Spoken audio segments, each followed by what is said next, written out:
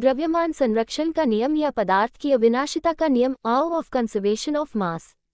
सन 1789 में लेवोइजियर नामक रसायनज्ञ ने प्रयोगों के आधार पर सिद्ध किया कि द्रव्य अविनाशी है तथा रासायनिक अभिक्रिया के फलस्वरूप अभिकारकों के द्रव्यमानों में परिवर्तन नहीं होता। अभिक्रिया के पूर्व तथा अभिक्रिया के पश्चात कुल द्रव्यमान समान रहता है। इस नियम के अनुसार रासायनिक परिवर्तन में भाग लेने वाले पदार्थों का कल द्रव्यमान परिवर्तन के पश्चात बने हुए पदार्थों के कुल द्रव्यमान के बराबर होता है।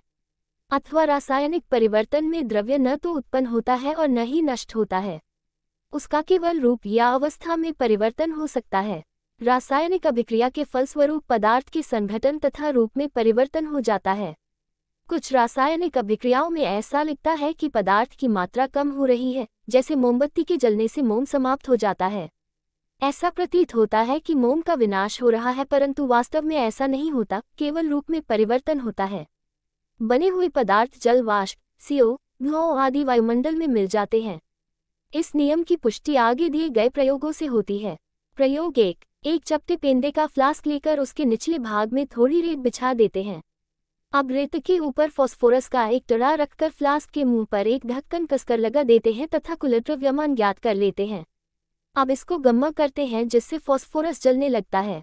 फ्लास्क में उपस्थित वायु में P के जलने से P0 बनता है जो धूम्र के रूप में रहता है। अभिक्रिया पूर्ण हो जाने पर ठंडा करके पुनः फ्लास्क का द्रव्यमान ज्ञात करते हैं। प्रयोग के पूर्व तथा प्रयोग के पश्चात द्रव्यमान बराबर प्राप्त होता है, जिससे ये सिद्ध होता है कि रासायनिक अभिक्रिया से न तो पदार्थ नष्ट होता और न ही उत्पन्न होता है।